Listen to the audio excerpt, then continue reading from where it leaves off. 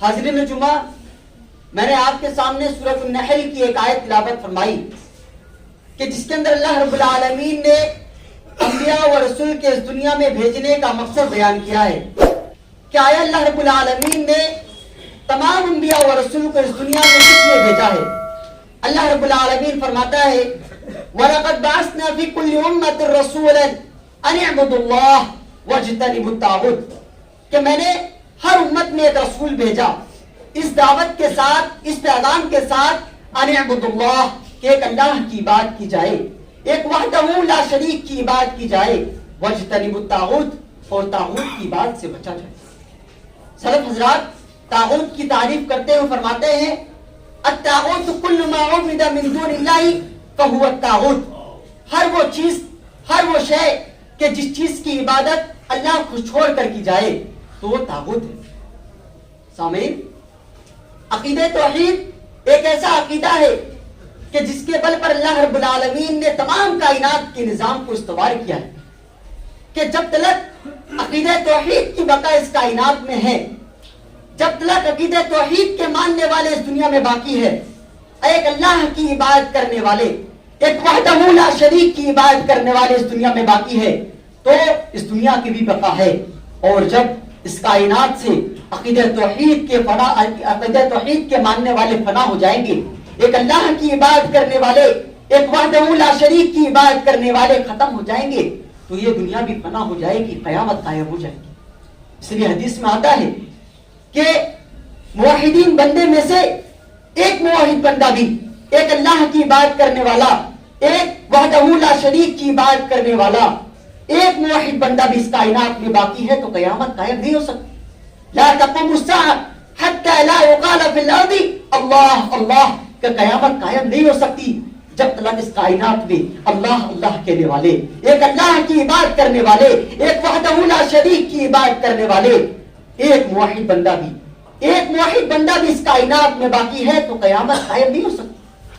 اس لیے حدیث میں آتا ہے کہ قیامت سے پہلے اللہ رب العالمین تمام موحدین بندے کو اس دنیا سے اٹھا لے گا اور قیامت ایسے لوگوں پر قائم ہوگی کہ جس کو شریعت کی اصطلاح میں شرار الناس کہا جاتا ہے، بدترین لوگ، وہ لوگ کہ جو اللہ کو چھوڑ کر غیر اللہ کی بات کرتے ہیں، جو لوگ اللہ کو چھوڑ کر غیروں سے اپنی لو لگاتے ہیں، ایسے لوگوں پر قیامت قائم ہوگی۔ پتہ چلی کہ اسی عقیدے کے بل پر اللہ رب العالمین نے تمام کائنات کے نظام کو استوار کیا ہے۔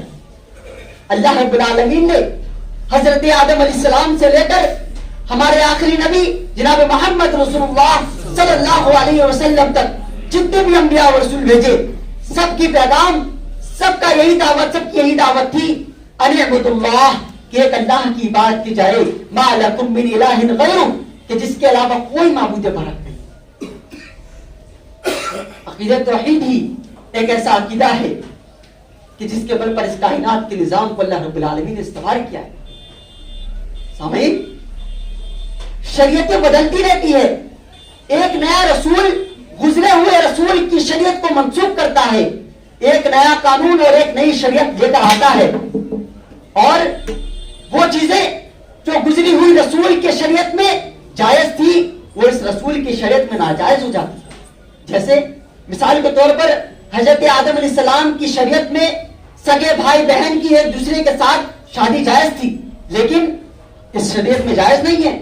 اسی طرح حضرت لوط علیہ السلام کی شریعت میں کافرہ عورت سے شادی بھی جائز تھی لیکن جیسے کہ حضرت لوط علیہ السلام کی خود بیوی کافر تھی، حضرت نوح علیہ السلام کی خود بیوی کافر تھی۔ یہ جائز ناجائز، حلال و حرام کی شریعت بدلتی رہتی ہے، لیکن عقیدہ توحید ایک ایسا عقیدہ ہے کہ جس کا اصول کبھی نہیں بدلتا، کبھی بھی نہیں۔ تمام نبوت و رسالت کی تاریخ کو الٹ کر دیکھ لیجئے کہ کسی نبوت، کسی نبی کی شریعت میں شرک کو جائز کہا ہو، لیکن افسوس ہوتا ہے کہ آج ہم تو اللہ رب العالمین پر ایمان رکھتے ہیں لیکن غیروں کی بات کرتے ہیں، ہم ایمان تو اللہ رب العالمین پر رکھتے ہیں لیکن غیروں سے اپنی لو لگاتے ہیں، ہم ایمان تو اللہ رب العالمین پر رکھتے ہیں لیکن غیروں کو سجدہ کرتے ہیں، ہم ایمان تو اللہ رب العالمین پر رکھتے ہیں لیکن غیروں سے دعائیں کرتے ہیں، غیروں سے اپنے اولاد کی لیے دعائیں کرتے ہیں۔ پھر کیسے ہماری دعائیں قبول ہوگی؟ پھر کیسے اللہ رب العالمین اپنی نعمتیں ہمارے پر اپنی نعمتیں نازل کرے گا؟ پھر کیسے ہم سے ہماری مصیبتیں دور ہوگی؟ پھر کیسے ہم کو رزق حاصل ہوگی؟ آج اگر غور کیا جائے تو ہم نے اللہ رب العالمین کو ناراض کرنے کے مختلف طریقے اپنا رکھے ہیں. کہیں عید میلاد النبی کے طور پر، کہیں شب برات کے طور پر، کہیں محرم کے طور پر، کہیں ہیپی برتھ ڈے اور کہیں ہیپی نیو ایئر کے طور پر. پھر کیسے مسلمانوں، پھر کیسے اللہ رب العالمین ہم پر اپنی نعمت نازل کرے گا؟ پھر کیسے ہماری دعائیں قبول کرے گا؟ پھر کیسے ہم پر اپنی نعمت نازل کر کے ہمیں اپنی زندگی میں خوشحالی کی زندگی گزارنی ہوگی؟ آج اگر غور کیا جائے تو ہم نے اپنے بیٹوں اور بیٹیوں کو مزاروں کا مجاور بنا کے رکھ دیا ہے. کوئی علی بخش نام رکھتا ہے، کوئی پیر بخش نام رکھتا ہے، کوئی سالار بخش نام رکھتا ہے، کوئی غنی بخش نام رکھتا ہے، کوئی مراد بخش نام رکھتا ہے، کوئی غنی بخش نام رکھتا ہے. کہا جاتا ہے کہ ان کے پکارنے سے اللہ کا پکارنا ہے، ان سے مدد مانگنے سے اللہ سے مدد مانگنا ہے. کہا جاتا ہے کہ اللہ کے پیارے ہیں، اللہ کے دربار میں ہمارے سفارشی اور وکیل ہے. اللہ رب العالمین قرآن کریم میں کھلا ارشاد فرماتا ہے واللہ غنی وانتم الفقراء، کہ اللہ رب العالمین ان تمام چیزوں سے بے نیاز ہے جو تم کرتے ہو، اور ہم تمام اسی کے محتاج ہیں. چاند اور ستارے اسی کے محتاج، زمین و آسمان اسی کے محتاج، انسان چرند پرند دنیا کی ہر چیز اسی کی محتاج. پھر کیوں ہم نے اللہ کو چھوڑ کر غیروں کی عبادت کی؟ پھر کیوں ہم نے اللہ کو چھوڑ کر غیروں سے اپنی آس لگائی؟ پھر کیوں ہم نے اللہ کو چھوڑ کر غیروں کے سامنے اپنے ہاتھوں کو پھیلایا؟ پھر کیوں ہم نے مزاروں کے مجاور بنے ہوئے بیٹھے ہیں؟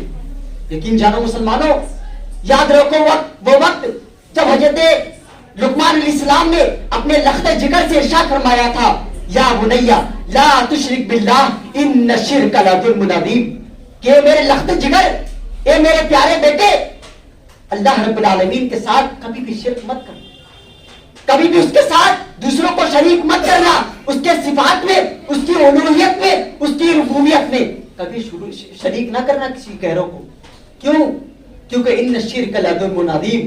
اور جانتے ہو کہ جو لگاتار غیروں کی عبادت کرتا ہے، غیروں سے اپنی رو لگاتا ہے، تو اللہ رب العالمین اس کو اپنے ہی حال پہ چھوڑ دیتا ہے.